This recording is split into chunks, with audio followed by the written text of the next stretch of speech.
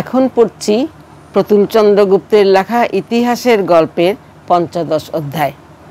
এই অধ্যায়ের নাম শেষ পেশোয়ার অন্তিম। 1818 সালে লর্ড হেস্টিংস যখন বড়লাট, তখন দ্বিতীয় বাজিরাওয়ের পেশোয়াই শেষ হয়ে গিয়েছিল। মারাঠা যুদ্ধে হেরে গিয়ে তিনি স্যার জন ম্যালকমের কাছে আত্মসমর্পণ করলেন। স্যার জন ম্যালকম তখন ইস্ট ইন্ডিয়া কোম্পানির উপরের মহলে বিশ্বস্ত কর্মচারী। তিনি সরকারি দূত হয়ে দুইবার পারস্য দেশে গিয়েছিলেন। ইস্ট ইন্ডিয়া কোম্পানির পলিটিক্যাল এজেন্ট ছিলেন। ইতিহাসের দুটি বই লিখেছিলেন, একটি পারস্যের ইতিহাস আর একটি ভারতবর্ষের ইতিহাস। দুটি বই বিখ্যাত। পেশোয়ারের সঙ্গে কোম্পানির শর্ত হয়েছিল যে তিনি আর দাক্ষিণাত্যে ফিরতে পারবেন না। উত্তর ভারতবর্ষের কোনো জায়গায় বসবাস করতে হবে। কোথায় থাকবেন এই প্রশ্ন নিয়ে কিছুদিন আলোচনা চলেছিল। একবার কথা হয়েছিল তিনি বারাণসী কিংবা মথুরায় থাকতে পারেন। বাজিরাও রাজি হলেন না। তিনি বললেন, তীর্থস্থানে থাকলে তাকে দিনে 2-3 বার স্নান করতে হবে। তার যা শরীর, তাতে এতবার স্নান করে তিনি বেশি দিন বাঁচবেন না। শেষ পর্যন্ত বিঠুরে গিয়ে তিনি বাস করবেন ঠিক হলো। বিঠুর কানপুর থেকে মাইল 10 দূরে। সেখানে থাকবার জন্য তাকে একটি জায়গির দেওয়া হলো। তার সঙ্গে অনেক লোকজন এসেছিল। বাজিরাওয়ের ভাতা কী হবে এই নিয়ে বহু আলোচনা করে ঠিক হলো বার্ষিক 8 লক্ষ টাকা। কেউ কেউ বললেন, এ তো অনেক টাকা, এত টাকা দেওয়ার কোনো মানে হয় না। স্যার জন ম্যালকম বললেন, তা হোক, 1000 হোক, এক সময়কার পেশোয়া তো। আর তাছাড়া 8 লক্ষ টাকা শুনতে বেশি বটে, কিন্তু ইস্ট ইন্ডিয়া কোম্পানির পক্ষে এমন কিছু বেশি নয়। ইস্ট ইন্ডিয়া কোম্পানির এই টাকা দেওয়াই উচিত। তার যা শরীরের অবস্থা, কদিনই বা বাঁচবেন। বাজিরাও তার বন্ধুবান্ধব অনুচরদের নিয়ে বিঠুরে এসে বাসা বাঁধলেন। বিঠুরের পুরো নাম ব্রহ্মাবত্ত। পণ্ডিতেরা বলতেন যে বিঠুরের সামনে গঙ্গা নদী হচ্ছে পৃথিবীর কেন্দ্রবিন্দু। একথা ভালো করে বোঝবার জন্য বিঠুরের ঘাটের কাছে জলের মধ্যে একটি জায়গা লোহার তার দিয়ে ঘেরা আছে। পেশোয়া এবার নদীতে স্নানে তার আপত্তির কথা তোলেননি। পেশোয়ার সঙ্গে যারা এসেছিলেন তাদের মধ্যে ছিলেন তার পুরানো দেওয়ান রামচন্দ্র পন্ত। তিনি নিজেও প্রভুর সঙ্গে নির্বাসন নিয়েছিলেন। নূতন জীবনের সঙ্গে খাপ খাওয়াতে পেশোয়ার খুব অসুবিধা হয়নি। উচ্চ আকাঙ্ক্ষাও তার আর ছিল না। দান ধ্যান করে তার সময় কাটত। চারদিকের ব্রাহ্মণরা জানতেন যে তিনি পেশোয়া না থাকলেও তার টাকা পয়সার অভাব নেই। ইচ্ছা করলেই অনেক টাকা দান করতে পারেন।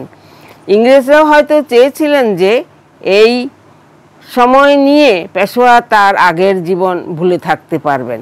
ব্রাহ্মণরা অনেক টাকা দিতেন, নানা রকম ধর্মীয় আচার পালন করতেন, কিন্তু তাই বলে তাকে পুণ্যবান মনে করা ঠিক হবে না। আসলে বাইরের ধর্মাচরণে ত্রুটি না থাকলেও তার নিজের চরিত্রে অনেক দোষ ছিল। তার ধর্মীয় আচরণ কীরকম ছিল সেই সম্বন্ধে একটা গল্প বলি। পেশোয়ার বৃত্তির টাকা কানপুর থেকে আসত মিছিল করে। পেশোয়ার একটি পুরানো পালকি ছিল, মকমল, কিংখাপ এসব দিয়ে ভিতরটা সাজানো। টাকা আনবার সময় এই পালকি ব্যবহার করা হতো। একবার টাকা ভর্তি এই পালকি একজন ছুঁয়ে দিয়েছিল। বাজিরাও বললেন, যদি নিচু হাতের ছোঁয়া লেগে থাকে তাহলে পালকি তো অপবিত্র হয়েছে। দোষস্খলনের জন্য টাকা শুদ্ধ পালকিটা গঙ্গার জলে ডুবিয়ে রাখা হলো। তারপর যখন উপরে তোলা হলো, দেখা গেল পালকির সাজসজ্জা সব নষ্ট হয়ে গিয়েছেন। তখনকার টাকা তো রূপোর, কাজেই টাকার কিছু হয়নি, শুধু গঙ্গা জলে কিছুক্ষণ ডুবে থেকে পবিত্র হয়ে গিয়েছে। পূজা আর্চা, দান ধ্যান ছাড়া বাজিরাওয়ের আর কোনো কাজ ছিল না। নিরবিচ্ছিন্ন আলস্য ও আরামে শরীর ভালো থাকে না, কিন্তু বাজিরাও এইভাবে থাকতেই ভালোবাসতেন। পূর্বে দশহরার ঠিক পরে মারাঠি সৈন্যরা যুদ্ধ করতে বের হতেন। তখন বৃষ্টি থেমেছে, অশ্বারোহীর পথে অসুবিধা হওয়ার কোনো সম্ভাবনা নেই। ছত্রপতি শিবাজির সময় থেকে এই রীতি চলে আসছিল। এখনও যারা ঐতিহ্য মেনে চলতে চান তারা দশহরার দিন বিকালে গ্রামের বাইরে হেঁটে যান।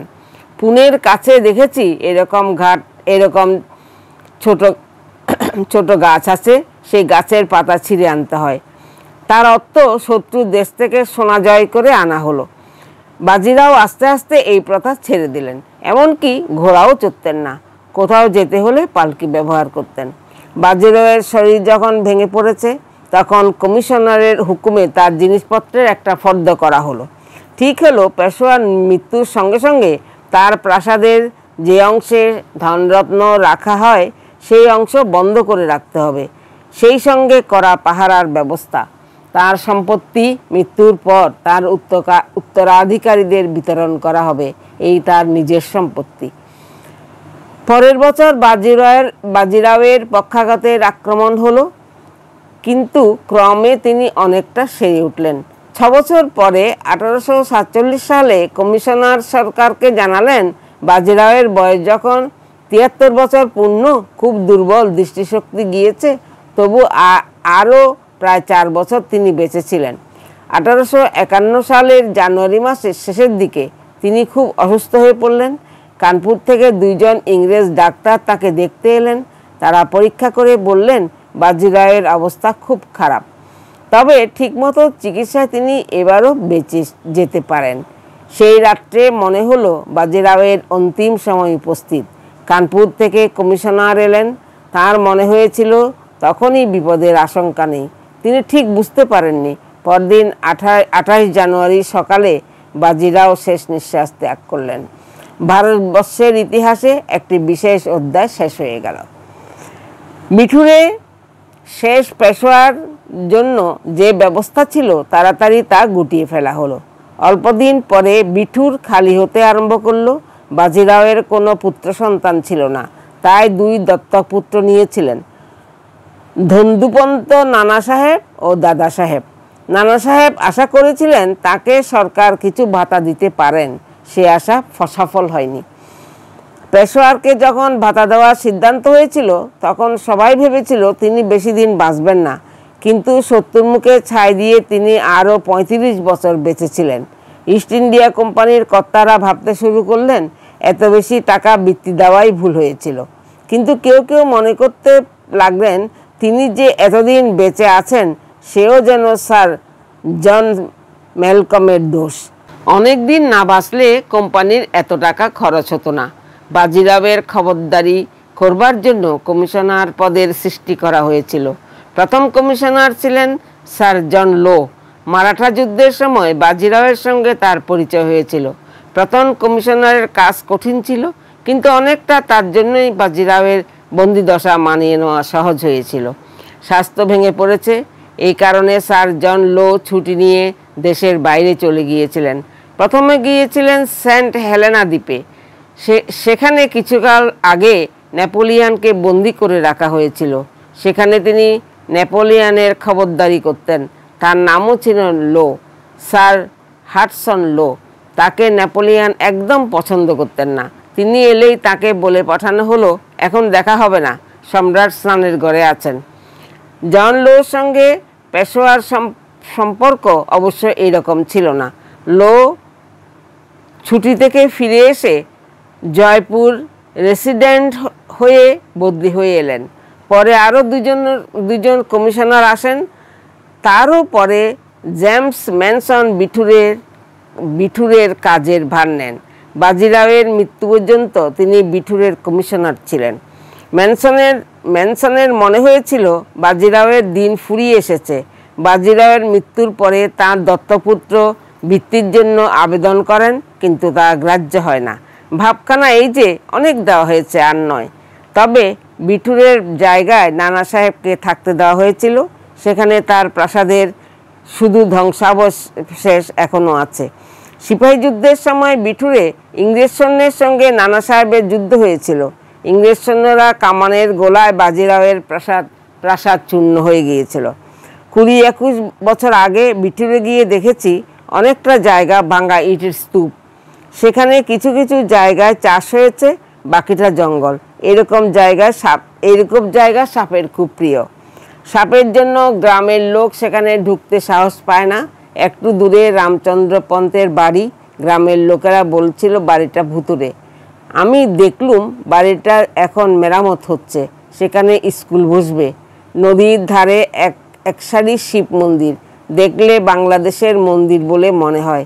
বাজিরাও কোথা থেকে লোক এনে মন্দির বানিয়েছিলেন জানি না। সব মন্দির পরিত্যক্ত, পুজো হয় না কোথাও, আলো জ্বলে না। গ্রাম থেকে 2-1 লোক আমার সঙ্গে গিয়েছিল। তাদের মধ্যে একজন বলল একটি মন্দিরেই শুধু পূজা হতো। মন্দিরের পুরোহিত একটা সাপ পুষেছিল, তাকে দুধ খাওয়াতো। একদিন সন্ধ্যায় সে দুধ খাওয়াতে এসে সাপকে দেখতে পায়নি। ভুল করে সাপের গায়ে পা লেগে গিয়েছিল। তৎক্ষণাৎ সাপ তাকে কামড়ে দিয়েছিল, বাঁচানো গেল না।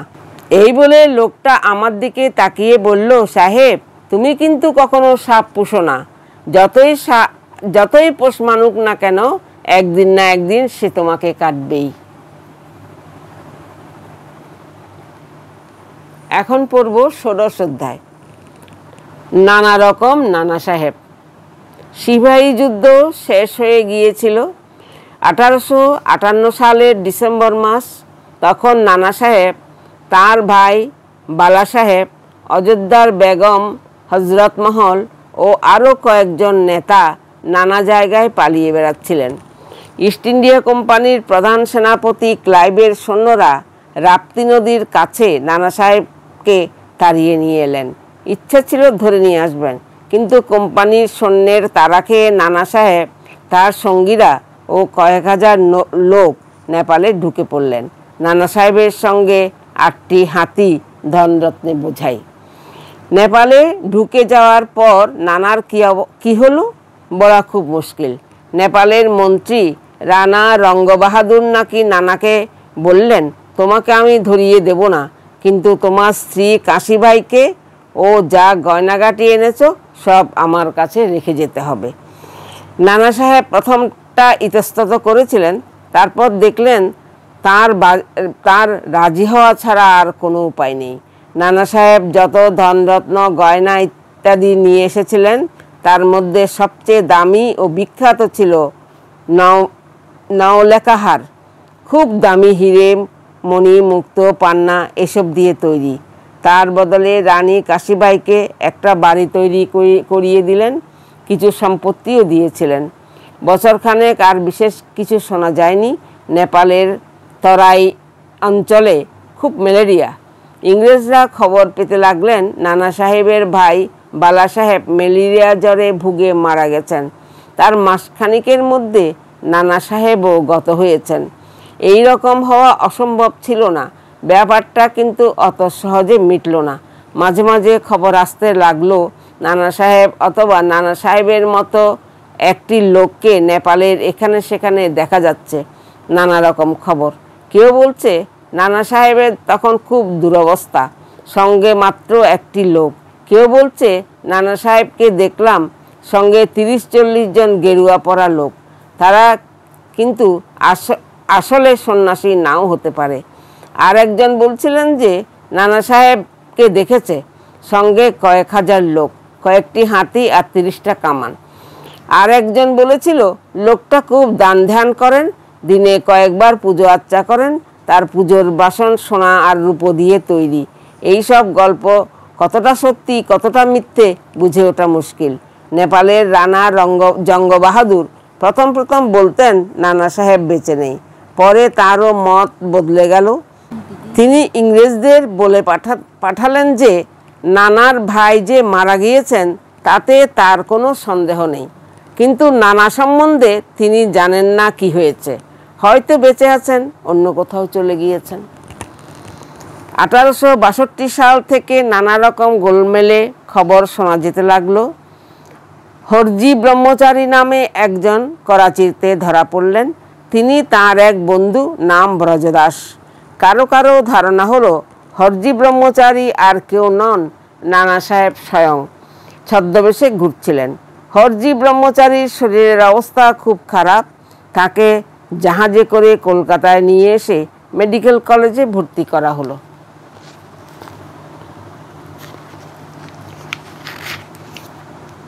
হরজি ব্রহ্মচারী কয়েকদিন ভুগে সেখানে মারা গেলেন।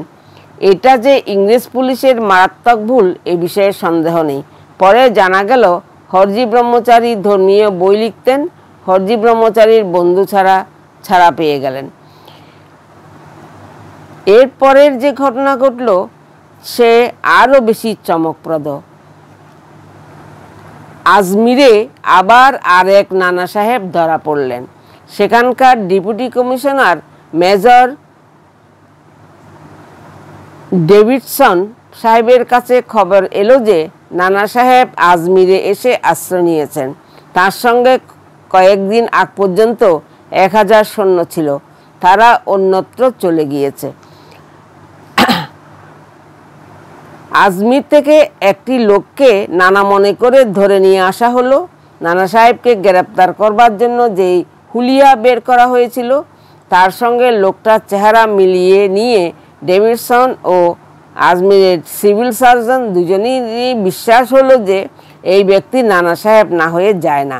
চেহারায় কিছু গরমিল আছে বটে, কিন্তু এতদিন ধরে নেপালের পাহাড়ে জঙ্গলে ঘুরলে এরকম তো হতেই পারে। আগে বেশ মোটাসোটা ছিলেন, এখন রোগা হয়ে গিয়েছেন। নানা সাহেবের ফটোগ্রাফ তুলে 3 জনের কাছে পাঠানো হলো। তারা আগে নানা সাহেবকে ভালো করে চিনতেন।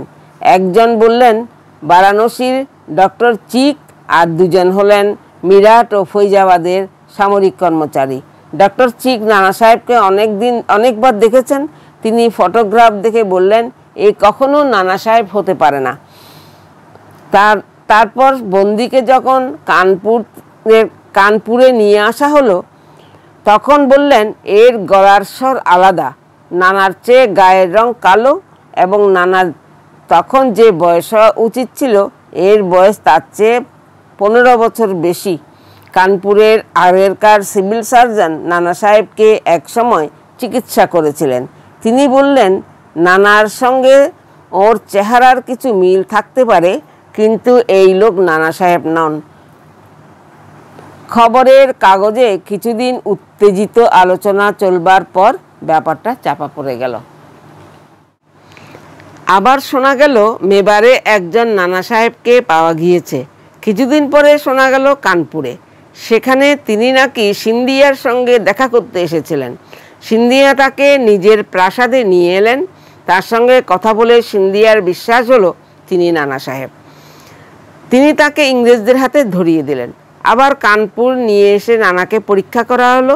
সেখানে একজন ইংরেজ ডাক্তার বললেন যে যদিও তিনি নানাকে আগে চিকিৎসা করেছেন তাহলেও ঠিক চিনতে পারছেন না। আসল নানা সাহেবের চেয়ে এর বয়স তো অনেক কম মনে হচ্ছে। মৌরে টমসন নামে কানপুরে একজন অ্যাংলো ইন্ডিয়ান ভদ্রলোক নানাকে বার দুয়েক দেখেছিলেন। আরেকবার আরেক ইংরেজ সাক্ষীর সঙ্গে তার মতের মিল হলো। তিনি বললেন এর গলার স্বর অন্যরকম। নানা সাহেবের সুখের দিনে তিনি তাকে নানা সাহেব বলে জানতেন, তার চেয়ে এর চেহারা অন্যরকম। তার উপর এর মুখে বড় দাড়ি গোঁফ, কামিয়ে ফেললে হয়তো চেনার সুবিধা হবে। নাপিত ডেকে দাড়ি কামিয়ে ফেলা হলো। তারপরে মহারাষ্ট্রীয় পোশাক পরিয়ে দেওয়া হলো। মৌরে টমসন নিজের মন বুঝতে পারেননি। কামাবার পরে বললেন চেহারা তো বেশ কিছু মিল আছে দেখছি, একটা কাটা দাগও মিলে যাচ্ছে, কিন্তু এই কথা কি করে বলবো যে এই লোক নানা সাহেব? অনেকে সিন্ধিয়ার প্রাসাদে এসে বন্দিকে দেখেছিলেন। একজন বললেন আরে একে আমরা চিনি, এর নাম তো যমুনা দাস। যমুনা দাস আবার কি করে নানা সাহেব হবেন? অন্য উদাহরণও আছে। আপটে পরিবারের সঙ্গে নানা সাহেবের পরিবারের কুটুম্বিতা ছিল। সম্পর্কে বাবা আপটে ছেলে ছিলেন নানা সাহেবের জামাই। তারও তখন বয়স হয়েছে। তাকে নানা সাহেবের কাছে নিয়ে আসা হলো। তিনি পকেট থেকে চশমা বার করে পড়লেন। তারপর কিছুক্ষণ বন্দির দিকে তাকিয়ে বললেন আরে তুমিই তো নানা সাহেব। ব্যাপারটা খুব নাটকীয়। পরে আপনিই বলেছিল লোকটা নানা সাহেব হতে পারে না, তার বুঝবার ভুল হয়েছিল। এই গল্পের এখানে শেষ হওয়া উচিত ছিল, কিন্তু এর পরেও আরেকটি ছোট্ট কাহিনী আছে। ল্যান্ডন সাহেব এক ল্যান্ডন নামে এক সাহেব সিপাহী বিদ্রোহের 50 বছর পরে নেপালের একটি ইতিহাস লেখেন। নেপাল সরকার তাকে নানাভাবে সাহায্য করেছিলেন। তার লেখা বইয়ে একটি উপসংহার আছে, সেটি বলে এই কাহিনী শেষ করব। ল্যান্ডন লিখেছেন, রাজকোট থেকে 30 মাইল দূরে একটি ছোট শহরে এক ভিখারি ঘুরে বেড়াচ্ছিল। তার বেশ বয়স হয়েছে, গায়ের পোশাক জীর্ণ, বিড়বিড় করে বলছে, আমি নানা সাহেব, নেপালের জঙ্গবাহাদুর আমার সব কেড়ে নিয়েছে, এর বিচার চাই। তার পিছনে একদল ছেলে কেউ কেউ চলতে চলতে তার গায়ে ঢিল ছুটছিল, তারপর নানা রকমে তাকে উত্ত্যক্ত করছিল। এই অবস্থা দেখে একজন পুলিশের দয়া হলো।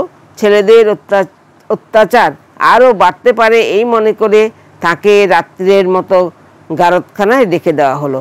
রাত্রে ভিখারিটির খুব জ্বর এলো। জ্বরের মধ্যে সে বলতে লাগলো, আমি নানা সাহেব, বিঠুরের নানা সাহেব।